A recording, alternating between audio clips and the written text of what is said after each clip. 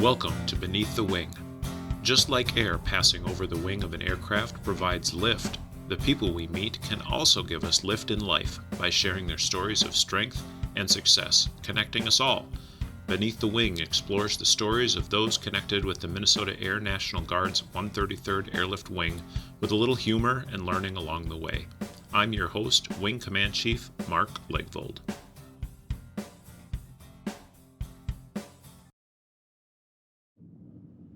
Today is December 8th, 2020, and I'm sitting in an aircraft hangar in South St. Paul, Minnesota, joined by Tech Sergeant Jim Laurie of the 133rd Airlift Wing's maintenance group. What's awesome is that Jim's joined me on the day that President Franklin Roosevelt made his famous speech declaring yesterday, December 7th, 1941, a date which will live in infamy. It's the day that the U.S. declared war on Japan following Pearl Harbor. More importantly, today's date is a date where we got a chance to sit down literally beneath the wing of a beautiful B-25. So Jim's going to tell us a little bit about his story, his connection with this plane and the wing. So Jim, thanks for joining me on Beneath the Wing. Yes, sir. Thank you. So let's start with this beautiful plane. Tell us a little bit about Miss Mitchell and why this type of aircraft is so important to our country's history. Absolutely. Miss Mitchell is a B-25J. She was used, the B-25s in general were used throughout the war, every theater in multiple different capacities, everything from shipping bombing to close air support for troops to train and high-level bombing like the B-17s. And Miss Mitchell, the original Miss Mitchell, was in Italy. She flew out of Corsica in the Italian theater, and she spent the entire war bombing northern Italy and Germany, and she had no casualties on her during the war. There was one injury where a piece of another B-25 fell into the nose of Miss Mitchell, and the bombardier got hit by that piece and got a few bumps and scrapes, and that was it. So she took good care of her crew. She took great care of her crew. And now you're part of the crew that takes good care of her. Absolutely. So tell us about the work that the Commemorative Air Force does and some of your involvement with the plane here. We restore and display World War II aircraft. We have vehicles as well that we display. The primary mission is just get them out there, get people the opportunity to see them, smell them, hear them, watch them fly. You know, the volunteer base is an extremely dedicated group. We're maintainers and pilots and people who have no aviation background but just have a passion for World War II and military aviation in general. So everybody can show up here and learn a little bit of history. Absolutely. You got an opportunity to learn specifically about this plane from one of the original users? Correct. The crew chief, Ray Osley. He was a member here up until the day he died. He was crew chief on the aircraft during World War II the entire time.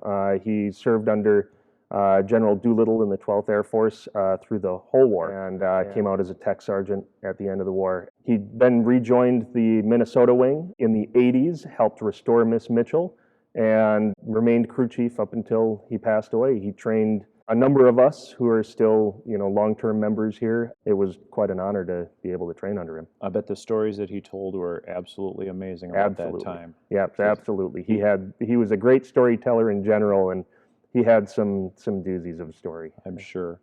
You didn't get started in the Commemorative Air Force here, though, right? I did. Okay. Yes, here. I moved away for a little while. All right. Yes. Okay. So I did start here in 2001. All So right. It's been almost 20 years now. Is this where your passion for planes and aircraft started? No, my dad worked at Northwest when I was a kid. He's an engineer. He's still doing work on various airframes. I had the opportunity to work with him, and I still work for him now occasionally and on side work. But I grew up around aviation and absolutely love it. And he was my inspiration for that, for sure.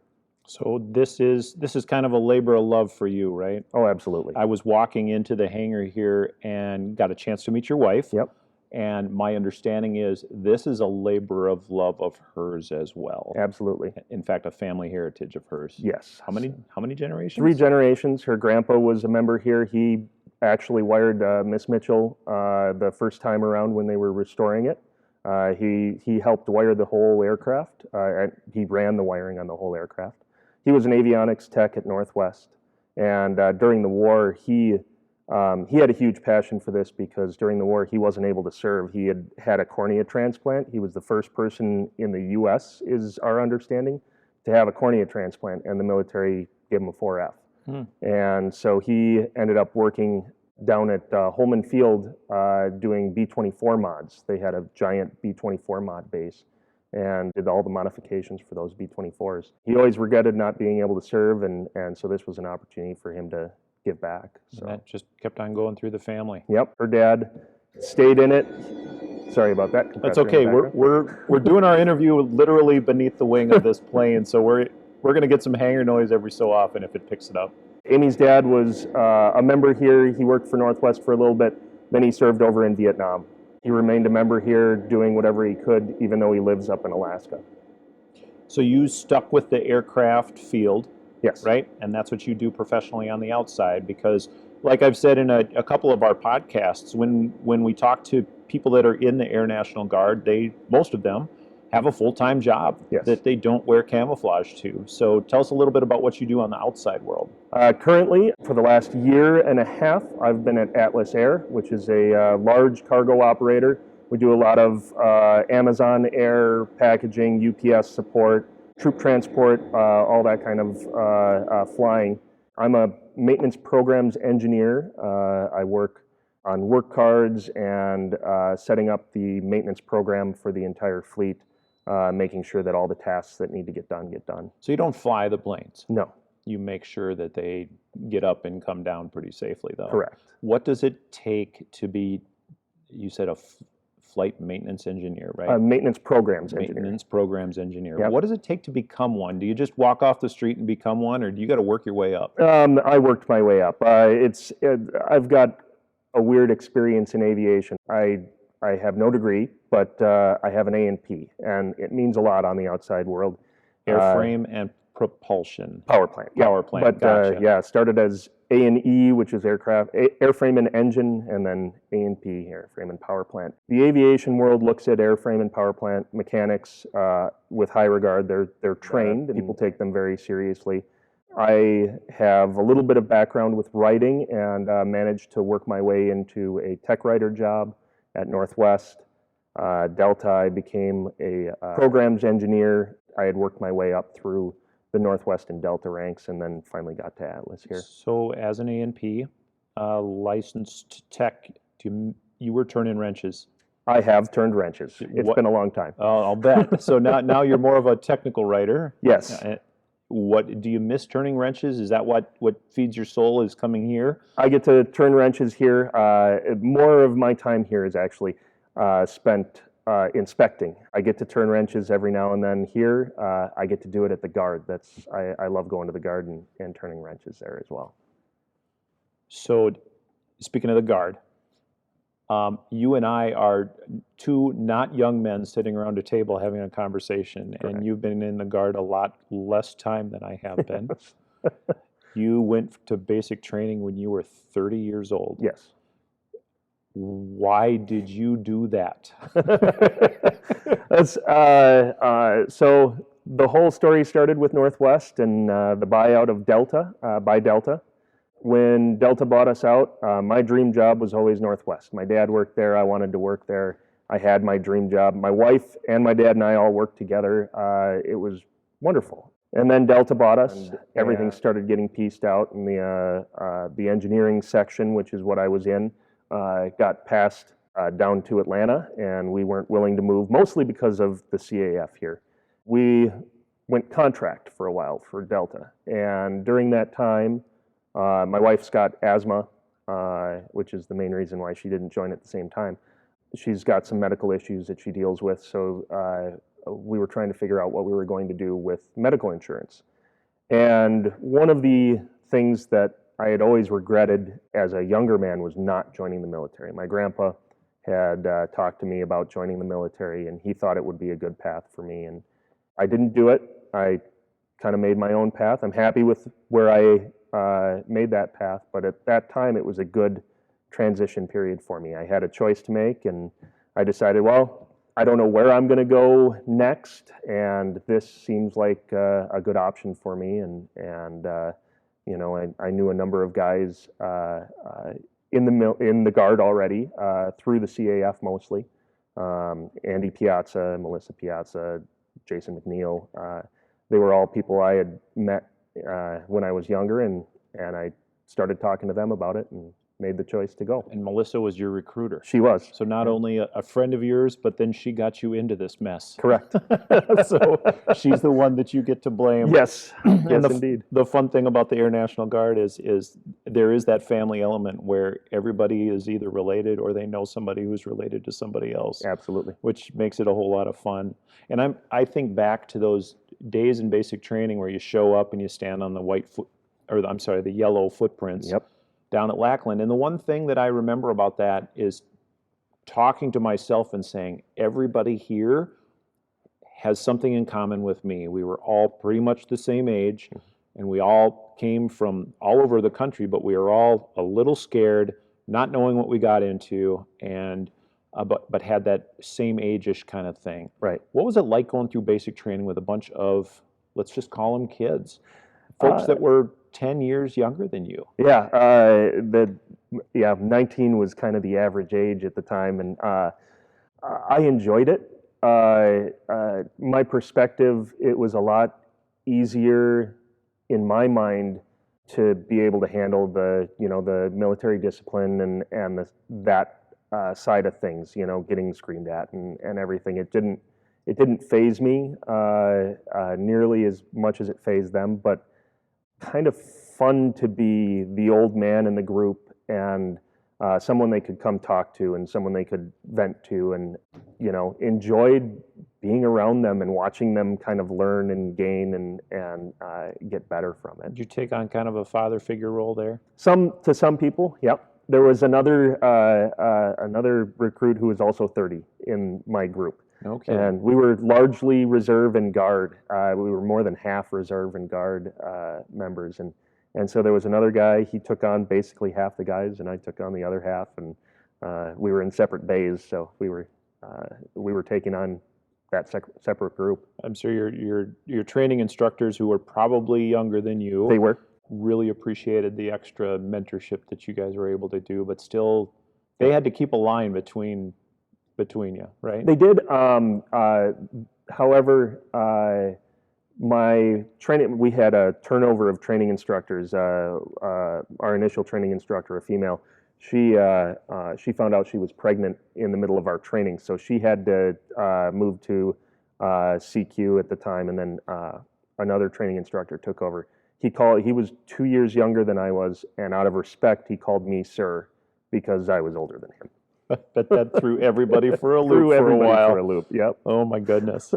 So you've been in the Guard now for, what is it, about 8 years? 8 years, yes. 8 It'll be years. 9 in April. Okay, you're going to stick around with us for a little while, right? That's my plan. That is a good plan. Yeah. What is it about being in the Guard? I mean, going from basic training and then you go to aircraft maintenance school, I assume in Shepherd, Texas, Shepherd, right? Shepherd yes. Air Force Base. And you learn how to turn wrenches on planes. Yes. And you've been doing that for a long time. I had. I'd been doing it for 12 years. At that point, it was 12 years since I had started A&P school and started here at the CAF. And so, yeah, it was an interesting and truncated experience for me. Did you ever say to them, this is not how they did it during World War II, and I know a guy that actually has? Never came up on that front. We did talk about my experience on the outside at the time, and it came up a few times. I ended up teaching a few courses, and I basically became an instructor support for the group until they said go home. Mm-hmm. So yeah, they sent me home a month early because they didn't need to keep me there at that point. You knew enough. Yep. Yep. And now most of the stuff that we do in the Air Force, in the maintenance community, is kind of stovepiped in specialty areas, right? Yes. So when you're A&P licensed, you can work on all the airframe and Power plant. I keep wanting to say propulsion. But, It's same idea. We called it Okay. propulsion at Northwest. but, So that's but with fine. us, you're stovepiped and you only do one thing. We have specialists. Correct. Right? What is your specialty? Power plant. Okay, so you work on the engines. Yes. And at the 133rd, we fly C-130s. Yes. So 4 engines. Yes. And they're almost as complex as what's sitting behind me here, or? Very similar in a number of different ways. Jets, the jet portion of the C-130, it's fairly easy. Once you get into the gearboxes and some of the peripheral items, it gets tougher. And then props aren't something normal for the airline industry now. So a lot of guys haven't seen it. But this B-25 prop, the Hydromatic Hamilton Standard, is the same prop that we use on the C-130s. It's just bigger, has hydraulic fluid instead of engine oil. Oh, So it's just the precursor to it. I'm sure sitting you here. never get confused with one or the other on drill weekends when you're out. Oh, whoops. Yeah, Yeah. that's a wrong one. It's called this over here. There you go. But it's, do you find it to be a passion when you come into the Guard and work on our C-130s? Is that's still a thrill? Yes. Yeah. The times I get to spend working and it's how tough it is at training and all the CBTs and everything that we have to do. But the time we get to go out and actually work on the aircraft is always enjoyable, and it's fun, really fun working with some of the newer airmen, some of the guys that just got into the shop and helping them step from their initial 3 months of training that they got at Shepherd to, okay, this is how this works, this is how that works, and answering questions and helping them move forward. That's been kind of more of my role lately, and it's been a lot of fun. So It's great working with the people that are just coming in. It is. That's probably the most fun that I have, is when you have somebody that is really eager, wants to learn, wants to become a part of the culture and the climate. Absolutely. And then on top of that, do the really terrific jobs that we have. Yeah. So speaking of the jobs, I interviewed Colonel Scar, who used to be the maintenance group commander, so Yes. basically in charge of everything maintenance at our wing. And I asked him a question about the idea of, do we have true craftsmen anymore? And would you consider the idea that the people that are working on aircraft are true experts in their trade, craftsmen, or do you think they're artists? There is a definite difference there. Sheet metal guys have the tendency to be artists. There's a different thought process. Me being a capable sheet metal person, I can speak a little to that. It's a different thought process, and it takes a little bit more finesse, and it's an art form to get that sheet metal shaped the way you want it. The engine guys, the hydraulic guys, tend to be on the craftsman side of things, and they have their own form of the artwork that goes into it, but the trade and the knowledge base is the important part. Knowing what to do when the engine isn't running right. That's the craftsman side of it for people. Aviation, as a general rule, has both. You've got the craftsmen and you've got the artists, and all the way around, both are massively important. Fantastic. There is a place for everybody. Absolutely. In the shop. Absolutely. Yeah, and having those problem-solving skills or a good, solid checklist. Right. It takes a little bit of both. Yes. You get to write the checklists, though. I do. So do you consider yourself more of an artist or more of a craftsman? On that front, it takes more of an art thought process, writing and the background into that. At the same time, you still need that knowledge base to understand, what is this going to affect down the road. I spend my time just digging through regulations, digging through background info, and then looking at the actual parts and saying, okay, well, this makes sense or this doesn't make sense. So sometimes craftsman, sometimes artist. Just Sure. depends on the task. So when you're doing your checks, because everybody's got to do a check on a check, and you do a lot of that quality assurance Yes. stuff, what are you double checking on most aircraft that's not necessarily a huge safety check, but because your experience is as a mechanic, people might forget to look at it the first time around? Ooh, safety wire, that's always the first and foremost. What's a safety wire? Okay, safety wire. So bolts and screws and fasteners that are drilled so that they can take wire through them and it gets attached to another bolt or another spot within the aircraft. It prevents the bolt or screw from turning out, keeps it from coming apart. It's really easy. It's something that you have to take off to change an assembly or something like that, and then you have to reinstall it. And it's real easy to put it in backwards, put it in too loose, any number of things. So that's usually the first stopping point is, did they break any safety wire? If they did, check the safety wire first. Mm-hmm. So a lot of safety wire on an airplane. a lot of safety wire. Were they using safety wire back in World War II? Absolutely. World War I? World War I, I'm not sure. I think, yes, they were. I'm thinking back to a Gnome engine, and they did have it on the Gnome engine. Cool. So, yeah. Awesome. I do mechanic work out on the farm, and hey, Sure. if it's tight enough to hold, it's tight enough to go. So, Yep. You got, well, you're going to stop there if your engine quits. You'll Yep. stop right over there, and we're not going to stop right over No, there. it's quite a ways down from Yes. where you're up there. Right. Hey, I've been talking with Jim Laurie of the 133rd Maintenance Group here at the Commemorative Air Force hangar, and after this message, we're going to be right back. Stick around. Happy holidays, everybody. I am Sergeant Todd, your friendly 133rd Airlift Wing recruiter. Our sign-on bonus job listing has just dropped $15,000. So if you know any non-prior service or prior service members that are looking to serve with the mighty 133rd, please drop me a line, 612-505-6799. Again, our job listing for our sign-on bonuses, $15,000 has just dropped. So if you know anyone interested in serving, please have them call me, 612-505-6799, and we'll see what they qualify for. Thank you. Thanks, Sergeant Todd, for that awesome message. And hey, there's always room in the Guard for another new recruit that's motivated to come in.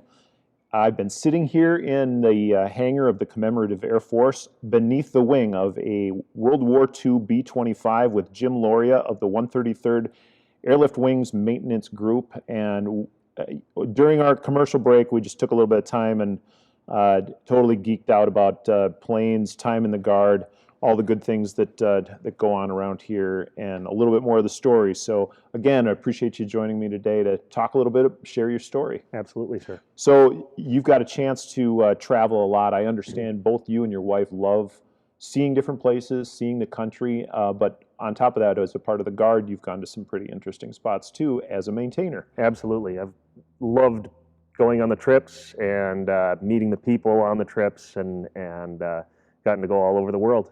Where's the best place you've gone? Antarctica. Okay, tell me about that. It was fantastic. When we traveled down to New Zealand to start out, Christchurch, a number of us from the 133rd Maintenance Group got to go. A few guys got out early. Myself and Chief Goosens actually got stuck in New Zealand for a week. It was terrible. Just every morning we would wake up and we waited to see if we were going to get on a C-17 that morning and fly down to Antarctica. Every morning we'd get a slip of paper under the door that said, nope, you're not going today, take the day off. And we just hiked around Christchurch and got to see everything downtown and spent a lot of time just hanging out there and enjoying the sights.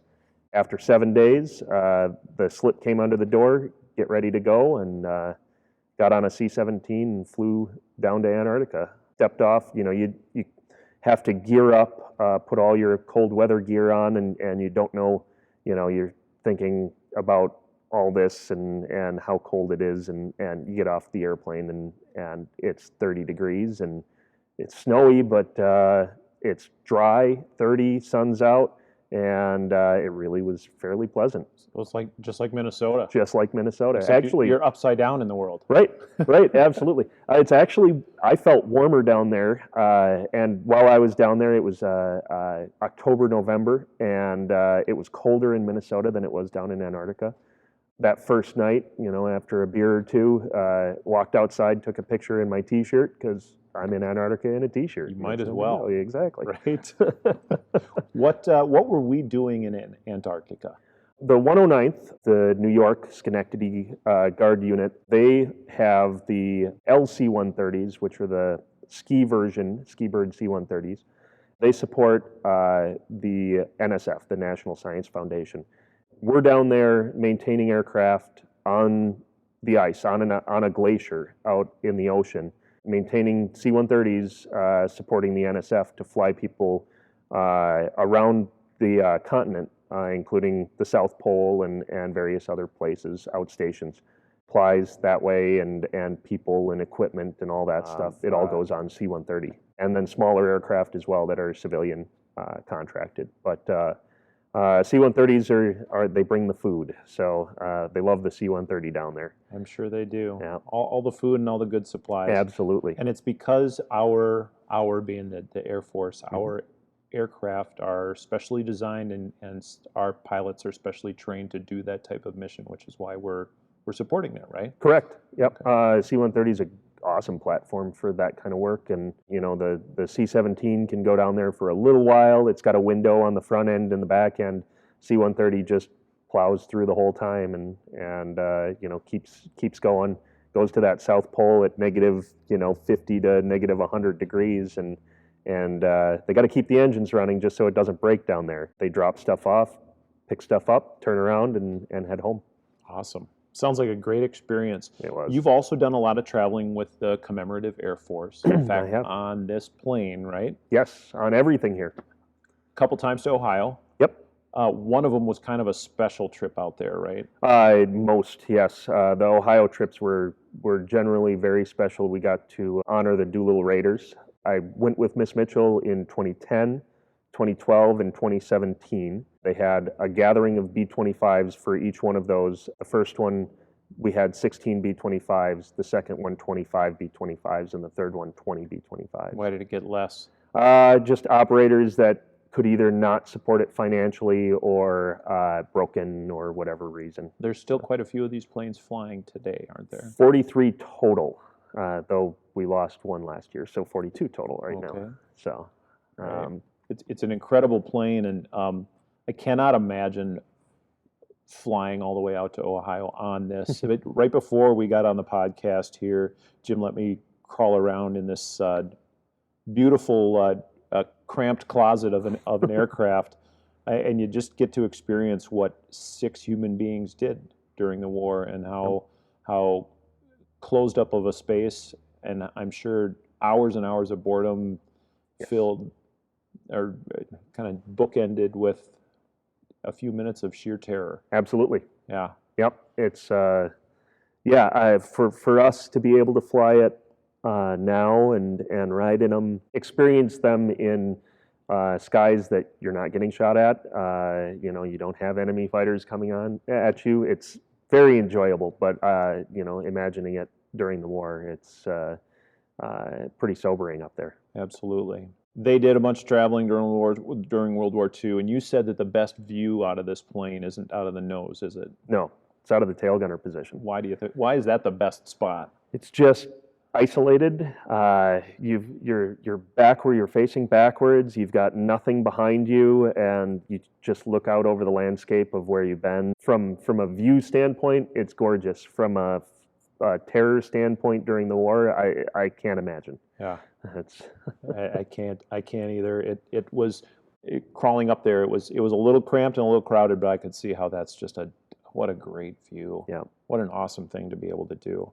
Flying out to Ohio, was that the best experience you've had traveling? I would consider it one of my top experiences with the CAF especially. Yes, we got to meet a lot of public who were there to see the Doolittle Raiders, and the B-25 was the star of the show, all of the B-25s together.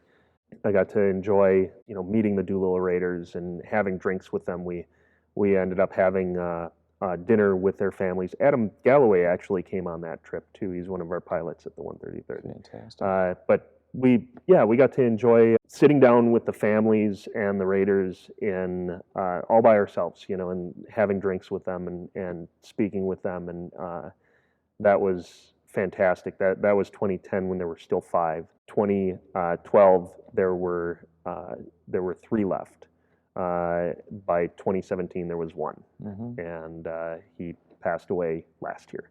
That's what I understand. We just lost our last Doolittle Raider. Yep, Dick Cole. Yeah, he was Jimmy Doolittle's co-pilot. Oh, amazing. So, yeah, the stories, right? absolutely.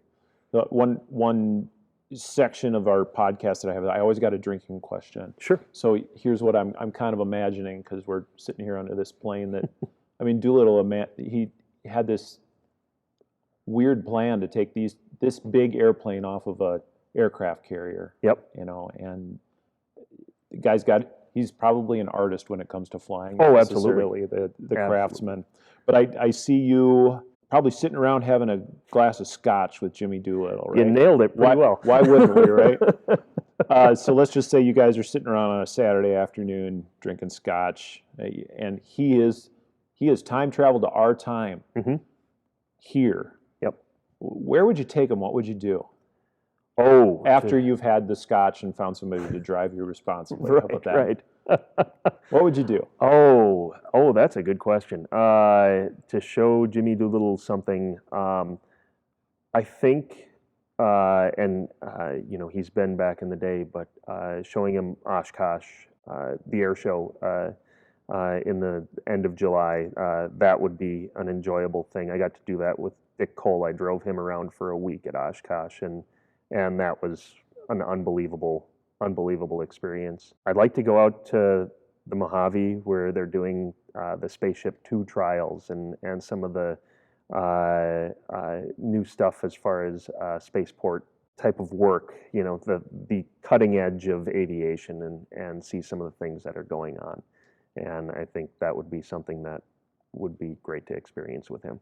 What do you think he would think of where we've come?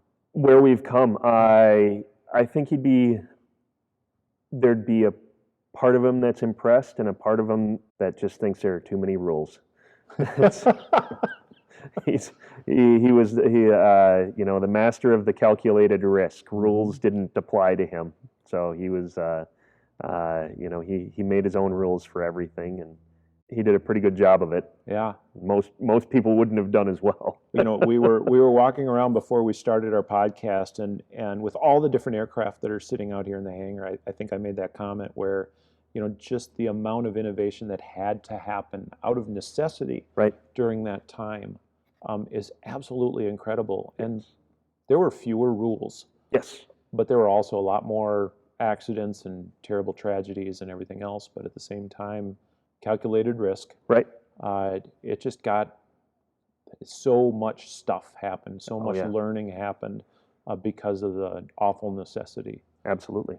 Have we lost our ability to be innovative because of a lack of necessity?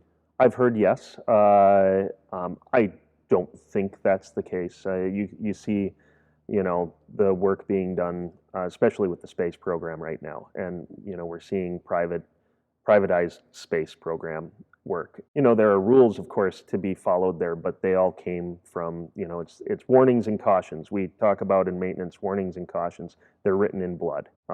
We've experienced a lot in the last 100 years of flight, and it really, has kind of brought us to this point where we're trying to be as safe as possible. But there are still people out there that are pushing the envelope, and they're being given the rope they need to get out there and either make it work or hang themselves. And that's kind of where you have to be to innovate. You got to be on that ragged edge. So, as a mechanic, as a guy around aircraft, you're constantly coming up with inventive ways of changing how aircraft and machines could be more efficient. Efficiency seems to be the thing. Right. For any gearheads out there, what what innovation do you really, or invention would you propose to make aircraft more efficient? Where do you think that cutting edge is? Oh, my expectation for aircraft in the next, few decades, I expect less pilots. I was taught early on by Jason McNeil. He was one of my first mentors, and he taught me that the mechanic's job is to keep the pilot from killing himself. They will find the fastest and cheapest way to do so. Mm-hmm. And no offense to any pilots, because we all know it's the mechanics versus the pilots, and it's the age-old game. The way that aviation is headed, especially cargo, which is where I'm at right now. I expect to see a push towards a single pilot in the future with commercial cargo operations, things like that. I don't know that it's necessarily the right way to go, but I can see the benefits, and I can also see some pitfalls with it. From the rest of it, it all becomes, it's a difference. It's a trade-off now. We're getting so close to, the zero-sum cheapest way to fly. Now it's about reliability. How do we make them as reliable as possible while flying at the cheapest level? Or do we start heading the other direction again and start going faster? And I've seen different, articles talking about different operators who are headed back toward that, subsonic or supersonic transport, thought process. Do we go there? Do we stay where we're at? And I personally, fast flight is always a great thing. There's always a place for slow flight. It's fun. In the C-130's case, it can take the beating and it can get in anywhere and get out of anywhere. So it's got its strong suits for doing slow flight. But fast flight, I think, is it's worth a shot again. Mm-hmm. It sure is fun, isn't it? Oh yeah. All right, let's do some quick questions. Sure. Here's the rules. I'll ask you a quick question, one word, maybe two-word answer at best, but first thing that comes to your mind. Okay. All right. Zombies or robots? Oh, I'd much rather deal with robots. Robots or aliens? I'd much rather deal with aliens. C-130 or B-25? B-25. Yeah, I agree. Movie that made you cry? Many do, but I like Hard was like Marley and Me. I think that's the last one that pops into my head. That's a while ago. Good call. Aerosmith or Snoop Dogg? Aerosmith. Scotch or light beer? Scotch. Yeah, I kind of figured you would say that one. If you could have any superpower, what would it be? Flight.